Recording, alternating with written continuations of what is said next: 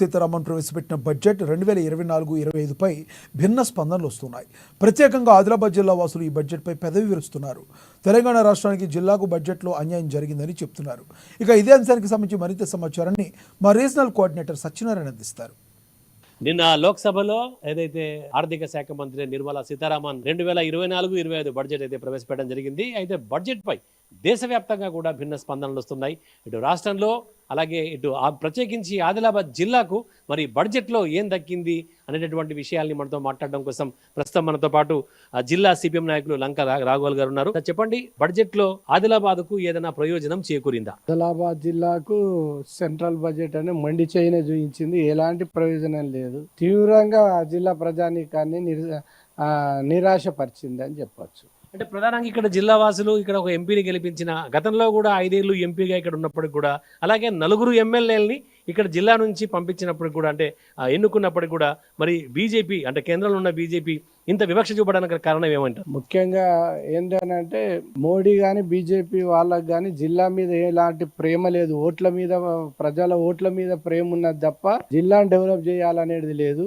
ఎందుకంటే మీరు అన్నట్టు పోయినసారి ఎంపీగా గెలిపించింది ఏం చేయలేదు, ఈసారి గెలిపించారు, కనీసం ఇప్పుడన్నా చేస్తారని అంటే గెలిపించిండ్రు. అట్లా ఎమ్మెల్యేలను కూడా 4 జిల్లాలో గెలిపించింది కానీ ఆదిలాబాద్ జిల్లాకు ₹1 కూడా బడ్జెట్ లో కేటాయించలేదు. అది రైల్వే లైన్ ఉన్నది ఆదిలాబాద్ టు ఆర్మూర్కి కానీ చాలా రోజుల ప్రజల యొక్క కోరిక, కాంక్ష అనేటువంటిది ఉన్నది. ఎందుకంటే డిస్టెన్స్ తగ్గుతుంది, పేదలు కష్టజీవులకు తక్కువ హైదరాబాద్ పోవాలని అంటే ₹70 ₹60 పోవచ్చు రైల్వే అయితే. అలాంటి ఆశ అనేటువంటిది ఉన్నది. అట్లే సీసై మూతపడ్డది, అనేక మంది అన్ఎంప్లాయీస్ ఉన్నారు. చదువుకున్న యువకులు 4 ఉద్యోగాలు వస్తాయని ఆశతో ఉన్నారు. అదేవిధంగా విమానాశ్రయం వస్తే ఇటు పరిశ్రమలు వస్తాయి, మొత్తం ఇది వస్తుంది అని అనుకుంటే అది కూడా ఏం లేదు. ఇట్లాంటిది ఏం చేయలేకపోయింది. ఎన్డీఏ బీజేపీ ప్రభుత్వం నిన్న ప్రవేశపెట్టిన బడ్జెట్ 2024-25 సంవత్సరం గాను కేవలం అది రాజకీయ బడ్జెట్, ప్రజా బడ్జెట్ అసలు కానే కాదు. ఎందుకంటే మనకు నితీష్ కుమార్ బీహార్ గాని ఆంధ్రప్రదేశ్ గాని ఈ 2 రాష్ట్రాలని, గుజరాత్, ఈ 3-4 రాష్ట్రాలనే తీసుకొని ప్రతిపాదిక మీద బడ్జెట్ పెట్టడం జరిగింది వాళ్ళ లాభం కొరకు. ఆ రాష్ట్రాలు ఈ నితీష్ కుమార్ బీహార్ గాని ఆంధ్రప్రదేశ్ గాని రాజకీయంగా అధికారాన్ని కాపాడుకోవడానికి వాళ్ళ సపోర్ట్ తోటి ఉండటం వల్ల వాళ్ళకి పెట్టడం జరిగింది. ఇవాళ బీజేపీ ఇతర రాష్ట్రాల్లో కానీ, ఇక కమ్యూనిస్టు పార్టీలు ఉన్న రాష్ట్రాల్లో కానీ ఎలాంటి సాయం చేయకుండా కేవలం వల్ల రాజకీయ పబ్బం గడుపుతా ఉన్నారు. అందులో తెలంగాణలో 8 మంది ఎంపీలు, ఆదిలాబాద్ లో కూడా ఆసారి 2018లో ఎంపీ, ఇప్పుడు ఎంపీ ఆదిలాబాద్ లో 4 ఎమ్మెల్యేలు ఇక్కడ ఆదిలాబాద్ జిల్లాలో 2018లో గౌరవనీయులు హోంమంత్రి అమిత్ షా గారు ఆనాడు ఒక ప్రకటన చెప్పిండు.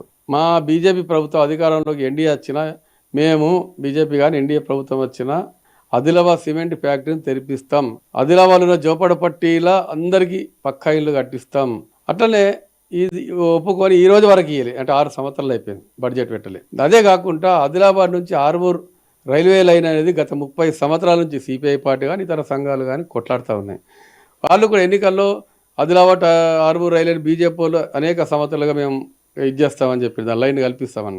అదేవిధంగా బీజేపీ తెలంగాణకు విభజన హామీలు ఏం చేయలేదు ఈ రోజు వరకు. 10 సంవత్సరాల పాలన అప్పుడు ఉండే, ఇప్పుడు 15 సంవత్సరాలు నడుస్తా ఉన్నాయి ఇప్పుడు. అయితే ఈ మధ్యలో విశాఖ ఉక్కుని ప్రైవేట్ చేస్తాం వాళ్ళు ఆంధ్రప్రదేశ్లో, ఇలా అది కాపాడుకోవచ్చు వాళ్ళు. కానీ ఇక్కడ కాజీపేట కోచ్ ఫ్యాక్టరీని కానీ, అట్లనే బొబులాపురం లేదా ఇక్కడ ఖమ్మంలో గనులా కానీ, ఈ సింగరేణిలో కానీ ఇవాళ వేలం పాట పెట్టి అమ్ముతా ఉన్నారు. ఇవన్నిటికి గాను కేంద్రంలో 8 మంది ఎంపీలు తెలంగాణ నుండి ఇవాళ నపూసకులుగా కేంద్ర మంత్రులు 2 టైంపాస్ పెట్టుకొని, బొగ్గుగనుల శాఖ మంత్రి కిషన్ రెడ్డి, ఇవాళ హోంమంత్రి ఏమో ఈయన కరీంనగర్ ఎంపీ, తర్వాత వీళ్ళు మాత్రమే ఏదో పదవుల మాటలు పెట్టుకుంటారు తప్ప ప్రజల కొరకు కాదు. అలాగే కేంద్ర బడ్జెట్లో మరి ఉద్యోగోపాధ్యాయులకు ఎలాంటి ప్రయోజనం చేకూరిందో తెలుసుకునేందుకు మనం ఇక్కడ మనతో పాటు టీఎస్టీఎఫ్ జిల్లా అధ్యక్షులు లచ్చిరామ్ సార్ ఉన్నారు. సార్ చెప్పండి, కేంద్రం ప్రవేశపెట్టిన బడ్జెట్లో జిల్లా అంటే ఉద్యోగోపాధ్యాయుల పరిస్థితి ఏంటి? నిన్న కేంద్ర ప్రభుత్వ ఆర్థిక శాఖ మంత్రిలో శ్రీమతి నిర్మలా సీతారామన్ గారు మరి ఉద్యోగ ఉపాధ్యాయులకు సంబంధించి బడ్జెట్లో ప్రవేశపెట్టినటువంటి అంశాల్లో చాలా నిరాశాజనకంగా ఉన్నాయని చెప్పేసి చెప్పుకోవచ్చు. ఎందుకంటే గతం నుంచి ఉద్యోగోపాధ్యాయులు చాలా సంవత్సరాలుగా డిమాండ్ చేస్తూ ఉన్నారు. ఈ పన్ను అనేటువంటి పన్ను, ఎందుకంటే ఇప్పుడు ఉద్యోగ ఉపాధ్యాయులకు సంబంధించినటువంటి శాలరీలో ఐటీ అనేటువంటిది ముఖ్యమైనటువంటి అంశం. దాదాపు 2 నెలల శాలరీ ఈ ఐటీ రూపంలోనే చెల్లించాల్సి వస్తున్నది ఉద్యోగులందరూ కూడా, అదేవిధంగా ఉపాధ్యాయులు కూడా. అయితే ముఖ్యంగా గతంలో అయితే ఒక రకమైనటువంటి పన్ను విధానం మాత్రమే ఉండేటువంటిది. ఆ పన్ను విధానంలో 2.5 లక్షల వరకు పన్ను మినహాయింపు ఉండేటువంటిది. ఆ తర్వాత 1.5 లక్షల వరకు సేవింగ్స్ అనేటువంటివి కూడా ఉండేటువంటి. అయితే ఈ పన్ను మినహాయింపు అనేటువంటిది 5 లక్షల వరకు పెంచాలని, అదేవిధంగా సేవింగ్స్ కూడా 4 లక్షల వరకు పెంచాలని చెప్పేసి కూడా చాలా సందర్భాల్లో కేంద్ర ప్రభుత్వాన్ని ఈ రాష్ట్ర ప్రభుత్వ ఉద్యోగులు కోరడం అనేది జరుగుతూ ఉన్నది. అయితే ఇది పాత పన్ను విధానము ఉన్నటువంటి సందర్భంలోనే గత సంవత్సరము కొత్త పన్ను విధానాన్ని తీసుకురావడం అనేటువంటి జరిగింది. ఈ కొత్త పన్ను విధానంలో కూడా మరి ఏ రకమైనటువంటి సేవింగ్స్ ఇవ్వకుండానే డైరెక్ట్గా స్లాబ్ రేట్స్ అనేటువంటి దాని ప్రకారము పన్ను చెల్లించాల్సి వస్తున్నది. మరి 3 లక్షల వరకు ఒక రకమైనటువంటి పన్ను విధానం, అదేవిధంగా 3 లక్షల నుంచి 6 లక్షల వరకు 10% కూడినటువంటి పన్ను విధానం, అదేవిధంగా 6 లక్షల నుంచి 9 లక్షల వరకు 15%, ఈ రకంగా ప్రతి స్లాబ్ రేటుకు ఒక్కొక్క 5% పెంచుతూ పోతూ ఇవ్వడం అనేటువంటి జరిగింది. ఈ కొత్త పన్ను విధానంలో ఏ రకమైనటువంటి సేవింగ్స్ అనేటువంటివి లేవు. కాబట్టి ఈ గత సంవత్సరానికి ఈ సంవత్సరానికి కేవలము స్టాండర్డ్ డిడక్షన్స్ మాత్రం 50,000 ఉన్నటువంటి దాన్ని 75,000కు మాత్రమే పెంచడం అనేది జరిగింది. కాబట్టి ఈ 75,000కు పెంచడం వల్ల కేవలం 25,000 పెంచడం వల్ల ఏ రకమైనటువంటి ఉపయోగం లేదని చెప్పుకోవచ్చు. ఇప్పుడు చూస్తూ ఉంటే గతంతో పోలుస్తూ ఉంటే మరి ఈ నిత్యావసర సరుకుల ధరలు కూడా పెరుగుతూ ఉన్నాయి, అదేవిధంగా కాస్ట్ ఆఫ్ లివింగ్ కూడా పెరుగుతూ ఉన్నది.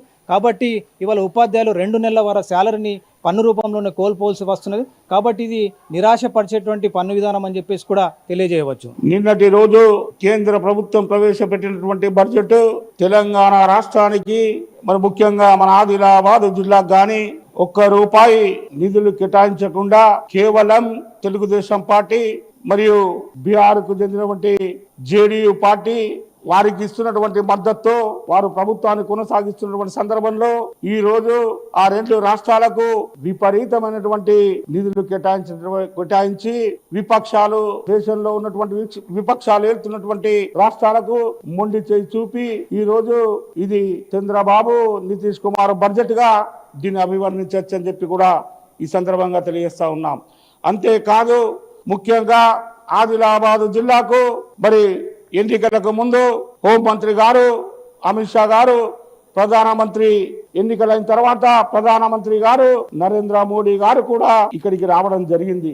వచ్చి మరి జిల్లా సమస్యలు మీద క్షుణ్ణంగా అవగాహన ఉన్నప్పటికీ ఈ జిల్లాకు ₹1 కూడా కేటాయించకపోవడం, మరి ముఖ్యంగా రైల్వే లైన్ నిర్మాణం గాని, మరి మూతపడ్డటువంటి సిసిఐ ఫ్యాక్టరీ గురించి గాని ఒక్క మాట కూడా ₹1 కూడా బడ్జెట్ లో కేటాయించకపోవడం శోచనీయం. ఎందుకంటే మరి ఈ ప్రాంతం నుంచి ఆదిలాబాద్ పార్లమెంటు నియోజకవర్గం నుంచి 2 సార్లు కూడా భారతీయ జనతా పార్టీ అభ్యర్థులను పార్లమెంట్ కు పంపినప్పటికీ ఇవాళ ఇంత నిర్లక్ష్యంగా వ్యవహరించడం దేనికి నిదర్శనం అని చెప్పి కూడా కేంద్ర ప్రభుత్వాన్ని అడుగుతా ఉన్నాం. ఇప్పటికైనా భారతీయ జనతా పార్టీ పక్షాన గెలిచినటువంటి 8 మంది పార్లమెంటు సభ్యులు మరి రాష్ట్రం కొరకు, ఈ జిల్లా కొరకు ప్రత్యేకంగా నిధులు తీసుకురావాల్సినటువంటి అవసరం, ఈ రాష్ట్రాన్ని మనం అభివృద్ధి చేసుకోవాల్సినటువంటి అవసరం, ఈ జిల్లాని అభివృద్ధి చేసుకోవాల్సినటువంటి అవసరం మరి మనందరి మీద ఉందని చెప్పి కూడా ఈ సందర్భంగా తెలియజేస్తా ఉన్నాం. ముఖ్యంగా వరంగల్ రైల్వే కోచ్ ఫ్యాక్టరీ, గిరిజన యూనివర్సిటీ, ఈ విధంగా చెప్తూ పోతే ఎన్నో సమస్యల మీద